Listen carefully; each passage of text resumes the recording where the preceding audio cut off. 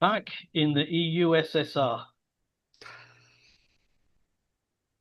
after Slovakia and Hungary voiced their opinion on further sanctions on Russia, Yeah. Austria is also feeling the pinch and has verbally supported the position of the other two EU nations.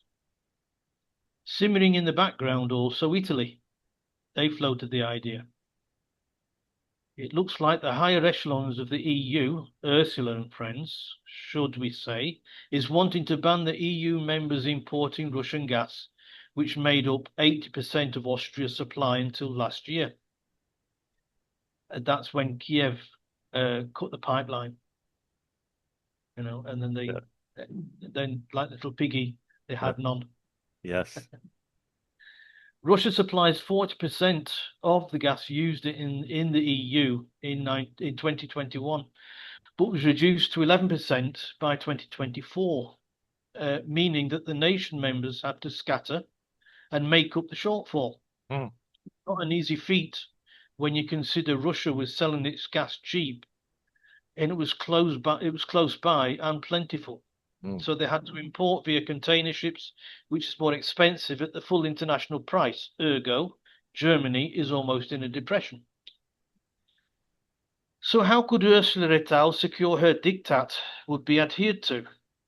We mentioned in another podcast that for sanctions there would need to be 100% agreement between all partners.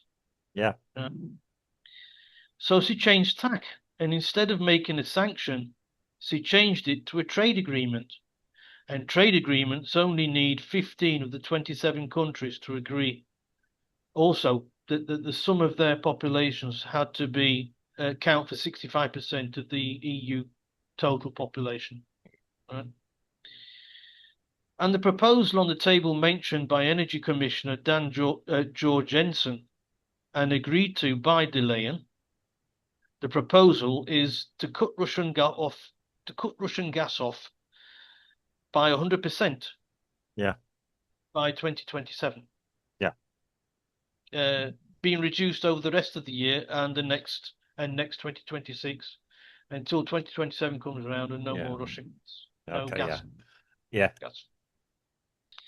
This led to protests by the leaders of Slovakia, Hungary, Austria, and Italy, with certainly member states France, Belgium, and Spain having a flea behind the ear Mm. because these other countries also are heavily dependent on Russian gas. Yeah. Of course, the legislation has to pass through both the EU Parliament and the Council.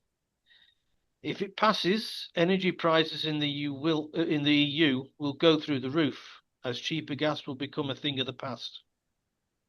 Eliminating your closest supplier, who is also the cheapest, is definitely, in my books, not recommended. Oh, yeah. So it's a case of biting your nose off to spite your face, Yeah. which the EU constantly doing. Yeah. Well, they were warned about this some years ago, if I remember rightly. Yeah. It is a. It's always going to be a problem when you got, if you like, trying to do things by committee, inverted commas, which is what this is. Yeah. Then doing majorities and everything else. The It's a desire to punish Russia. Okay, the Russia need punishing. Okay, against the practicalities of it all. Um, and yeah, you can hear the laughter from the extreme east of Europe over all this going on there. Yeah, Putin's laughing again. I can hear him falling off his desk, off his chair. He's found other markets already for Yeah, his yeah. gas. Oh no, of course he will. He's not going to mess around. Um, yeah, he doesn't have all the red tape and everything else. He wants gas. Talk to me how much, brother? At that point. Yeah. Um yeah, it's a we seem to have done this a few times. They never seem to learn. That's the frightening thing is.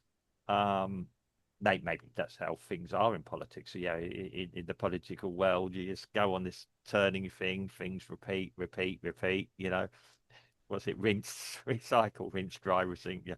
Yeah. Um, it, they are a the crazy thing is, they always seem to be act like they're shocked. Yeah. Um, the rest of us can see it coming.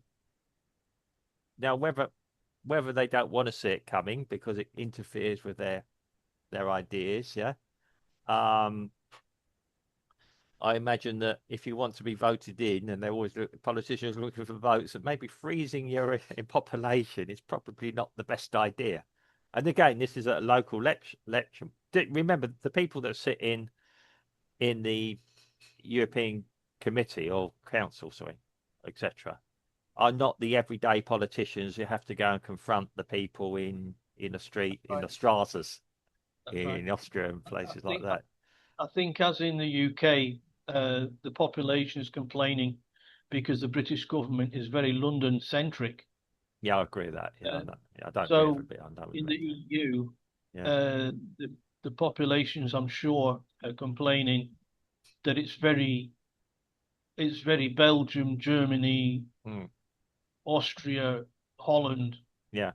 centric, and Yeah. that's the reality of the committee's Mm. life, and they base everything off of that, Yeah. not understanding that Slovak country is a lot poorer, that Yeah. Greece is a lot poorer, Yeah. that Italy doesn't have the same economic clout. Yeah. Yeah. I mean, Italy's survived somehow. Um, yeah. I mean, as I said, you could almost see a group of internal, probably lesser countries in the EU all clubbing together and forming their own little band, maybe. Yeah. I would have thought they'd have been scared off by forming any sort of band by now. Well, I'm saying, yeah. Why Well, would you think independence or bust? yeah. I mean, the thing is, yes. Um, yeah. I mean, I'm, I'm just wondering. Well, where this will all end. I mean, they've got their roadmap to totally stop using Russia. If it gets unviable for Russia not to supply anymore, oh, sorry, it's just not worth our effort to keep the tap on. It's That's too it. complicated. Let's go somewhere else. Yeah, yeah. I So mean, yeah. I this mean, is something, this is something that the UK hasn't learnt yet. That instead of just relying on Europe to sell your products to, there's a mm, whole world out there, well, and Putin has just shown exactly that. mm, That Europe isn't the be all and end all of no, his gas fields. If the Europe doesn't want it, he'll find somewhere else, and of course he has. yeah, it's a big world. Exactly. In fairness, I know that there was post Brexit, or I say post Brexit, should have been prepared for it. I mean, the vote of the British voters was a shock to the British people, not the British people, to the British establishment. Yep. Um, and they That's weren't why really getting prepared then. Um, that's why if Cameron resigned. Yeah, and then suddenly, we're scrambling around and we're getting like these little fag packet deals going with countries. I know from upper sources that, yeah, I'll talk offline about it, but that yeah, even Brazil was a target for the for the British to start doing more trade with. Um, well, of course, I mean, Brazil's always looking for for good business. Having problems there. Yeah. When you Is see the that? resources we got here and everything else, it's quite incredible sometimes. Yeah. Forget Canada. That's a joke. Yeah. Yeah. I mean, yeah. Yeah, I've got to stay focused on that. I mean, this reliance on gas from Russia, there was a certain world leader who stood up. Was it 24? I can't remember when it was now, 2016, and was laughed at. And it's still on video. It's still out there on the YouTube, people. The 45th president of the US stood up and warned about all this. Yeah. And he was still accused of being chummy with the leader of Russia, with Putin. And when you actually look at the evidence, no, he wasn't. Yeah. He saw him as a problem. Um, I really can't think of an answer to all this now. Um, they're having to now dig coal again to get energy and do other things, do as alternative to fossil fuels. Um, and they they're all over the place. And if you talk about it being eco-friendly, well, I'm sure shipping it in on the ships is not exactly eco-friendly.